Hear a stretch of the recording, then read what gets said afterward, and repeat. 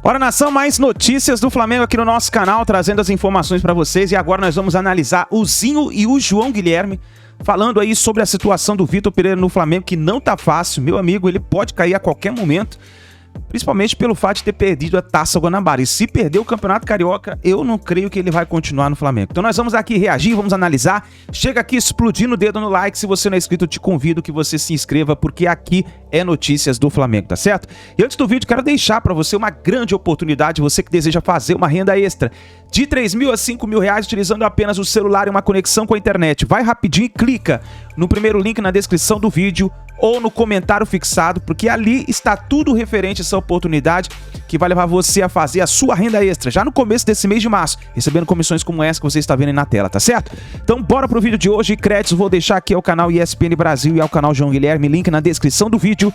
Vamos para as notícias do Flamengo. Defender bem o Felipe, porque normalmente ele vai mesmo, provoca, ele entra ali.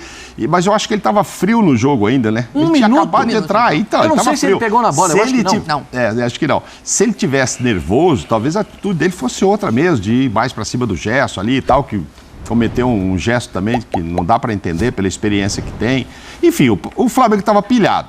Sim. Né? Pô, o Gabigol, como disse o Zinho, entrar numa pilha com a experiência que ele tem, ele é jovem, mas a experiência que ele tem, entrar numa pilha em cima do André, que falou, olha, nós temos um pequeno favoritismo. Então você vê que estava todo mundo com os nervos à flor da pele. É o que o Zinho falou, né? É a vontade que acaba passando do ponto. Depois disso, quando o Gabriel sai, eu acho que ele está tentando mostrar de alguma maneira que eles estão apoiando o Vitor Pereira. Porque tem muita gente já falando que estão querendo derrubar treinador, fazendo corpo mole. Eu acho que a maneira dele mostrar que não é isso foi com a vontade dentro de campo, que passou em alguns minutos. E depois, quando ele sai, ele fica ali na área técnica. Ele fica ali querendo ajudar, querendo participar de alguma maneira.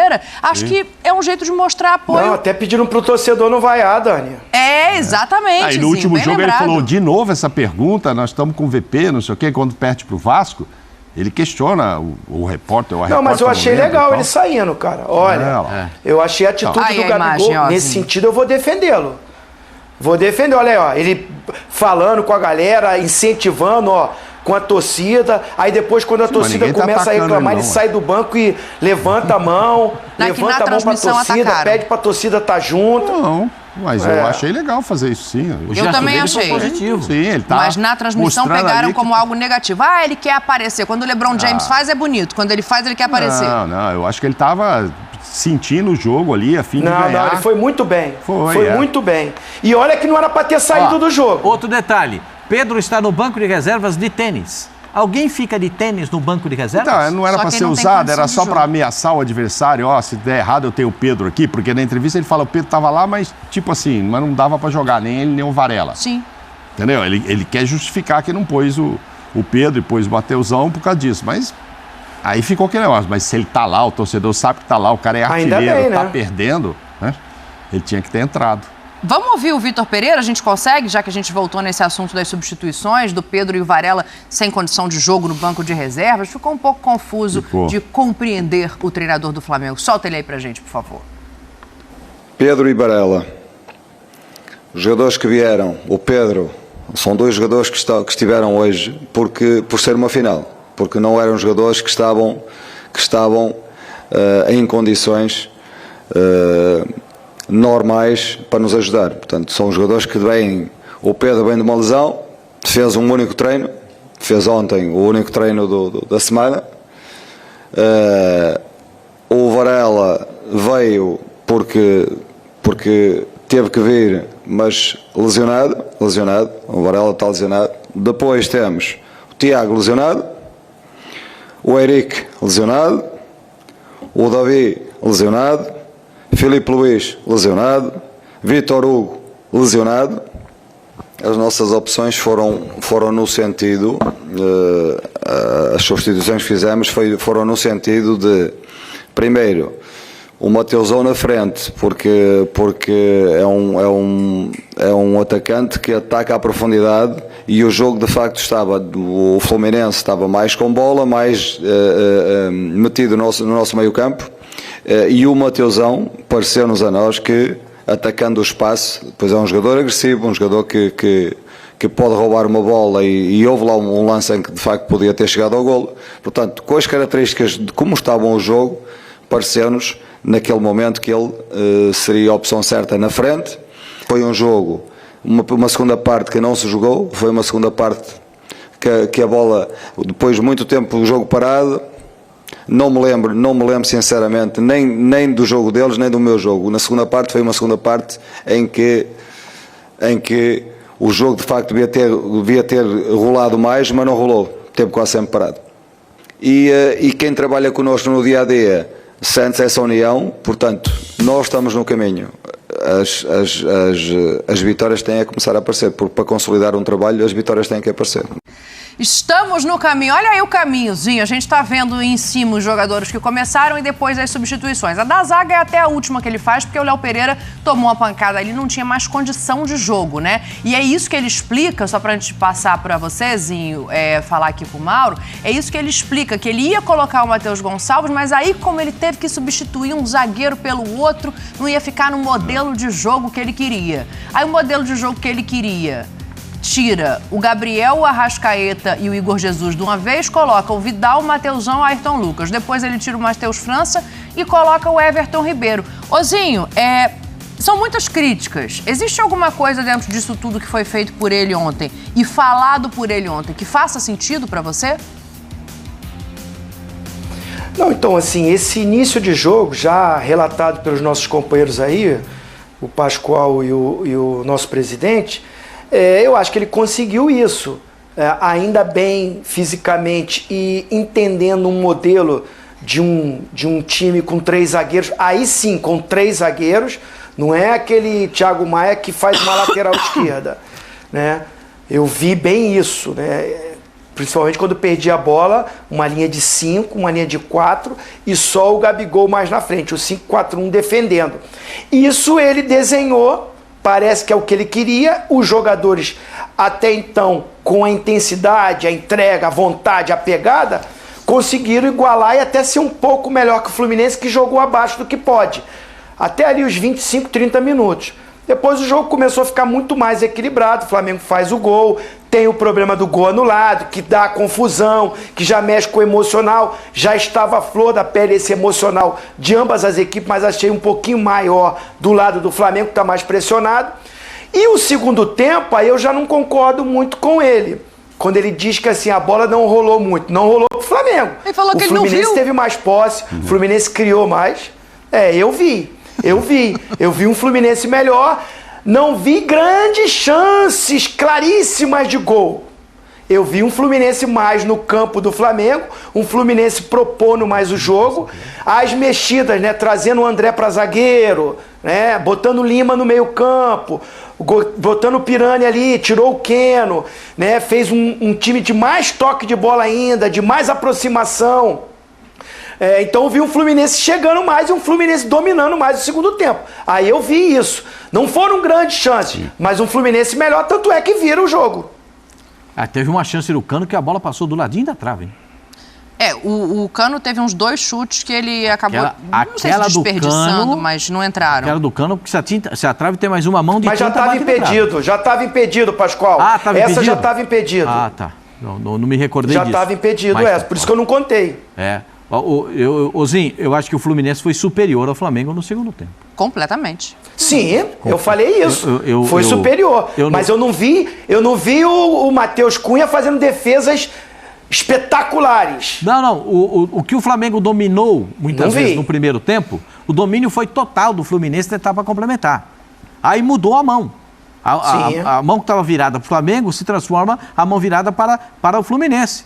E aí o Fluminense consegue a marcação do segundo gol, que ainda levou um tempinho para ver se tinha posição de impedimento, se não tinha posição de impedimento dentro da grande área. Eu nem sei porque é tão fácil de ver, né? O pé do Ayrton Lucas está bem para trás, né? Chuteira amarela, bem para trás, mostrando claramente que o jogador na área tinha condição. Mas aí tem VAR, né? Eles dão uma valorizada e tal, aquela coisa toda, que é para dizer que está usando, né? Estamos aqui, estamos usando. Mas não faz linha torta igual no Campeonato Paulista, né? Que a linha começa assim. Pelo menos ali tá reta a linha não faz linha torta. Pelo menos no Campeonato Paulista fizeram linha torta. Mas, Colo, no Brasil acontece tudo. Ontem marcaram pênalti, 2 jogadores do mesmo time, marcaram pênalti no outro. É uma coisa ridícula. Olha, eles também se retrô, foi sensacional. Poxa, sensacional porque não teve prejuízo de 2 sensacional, milhões. É um absurdo. É um absurdo pra você ver como é que nós estamos. Nós estamos reclamando do cara que pitou o Fla-Flu. Tem gente apitando aí de um jeito. Agora, dessa explicação do VP, o que eu não consigo engolir essa história de que Pedro e Varela estavam lá porque era uma final. Então põe no camarote. Se for assistir a final, põe lá no camarote. Como já aconteceu várias vezes no Maracanã. Então, você leva no ônibus, leva no vestiário, estamos juntos aqui, mas não posso jogar. Agora, sentou ali, eu tô perdendo um jogo. O torcedor sabe o artilheiro que é, os gols que ele faz. Aí eu ponho o Mateusão para resolver a parada. E o Pedro de fora, porque ele não... Por que o Davi Luiz, por que o Felipe Luiz não estavam também sentados, então? Então põe todo o departamento médico ali, né, Zinho? E agora o Pedro hoje de manhã... Olha, eu sou contra esse negócio de ficar mudando treinador de uma hora para outra. Inclusive, caso o Vitor Pereira seja mandado embora, o que é o mais provável, porque eu só vejo uma salvação para a permanência do Vitor Pereira como treinador do Flamengo. Se ele vencer o Campeonato Carioca. É a única possibilidade que eu enxergo. E se ele não vencer o Campeonato Carioca, ele deve sair. E aí o Flamengo pagará 15 milhões de reais de multa para o Vitor Pereira. Somando as outras multas que foram pagas na gestão do Rodolfo Landim, caso o Vitor Pereira seja mandado embora, vai totalizar 37 milhões de reais em multas com o treinador. Isso aí, gente, sinceramente, não é correto. Eu sou contra isso. Ficar mudando toda hora de técnico e tal. Agora, tem um detalhe. Realmente, a situação está ficando insustentável para o Vitor Pereira. E conhecendo um pouco o Flamengo, é praticamente impossível que o Vitor Pereira consiga virar esse jogo. E aí quem assume se ele cai? Eu não sei se ele pode, porque ele ainda é um jogador, acho que ele ainda não fez os cursos, mas de repente, caso o Vitor Pereira caia e precise ali de uma situação de emergência, o Felipe Luiz pode ser uma solução, né? Ele não é um cara que tem vontade de ser treinador, taticamente é muito inteligente, pode começar a sua carreira como um técnico tampão do Flamengo. Querido no vestiário, ele será. Ele é um dos líderes do vestiário. De repente, se o cara cair, botam aí o Felipe Luiz, uma coisa que veio aqui na minha cabeça, mas que não vai acontecer, né? O Felipe Luiz vai se preparar para iniciar a carreira dele de técnico, mas é uma realidade que cada vez mais ganhando força. O Vitor Pereira, ele está muito perto, ele está na beira do abismo e não tem nada para ele se escorar. Qualquer vento que bater mais forte, ele despenca, ele cai. Essa é a situação de Vitor Pereira e de toda a comissão técnica do Flamengo nesse momento. Só caso permaneça, que não dá nem para garantir que ele vai ficar, só uma eliminação, ele passando pelo Vasco da Gama, indo para a final e ganhando o título, que aí ele pode permanecer. Tirando isso, acho muito pouco provável que ele permaneça, conhecendo o futebol brasileiro e conhecendo também o Flamengo. E cá entre nós, uma coisa tem que ser falada. Ele também não está se ajudando. É um roteiro muito parecido com o do Paulo Souza no Flamengo. Muito parecido. Só que ele está com uma performance muito pior que a do Paulo Souza. O time do Paulo Souza jogava melhor que o time dele. O time do Paulo Souza, em determinados momentos, chegou até a fazer boas partidas, como aquela contra o Palmeiras no Maracanã, como a final da Supercopa contra o Atlético Mineiro, que perdeu nos pênaltis, e em alguns jogos até que foi bem. Com o Vitor Pereira, até o momento, o Flamengo não fez nenhuma partida boa. Eu, pelo menos, não consigo me lembrar. Se você se lembra, pode falar aí, fique à vontade. Nação, tá aí, como o João Guilherme está certíssimo. E pra você, seria uma boa o Felipe Luiz assumir o comando do Flamengo como técnico? Escreva nos comentários aí, deixa uma opinião. É uma decisão importante, né, no caso, né? Tanto para o Felipe Luiz como para o Flamengo. Vamos ver o que vai acontecer, nação. Deixa o like, se inscreva no canal e a gente se vê daqui a pouquinho aí no próximo vídeo.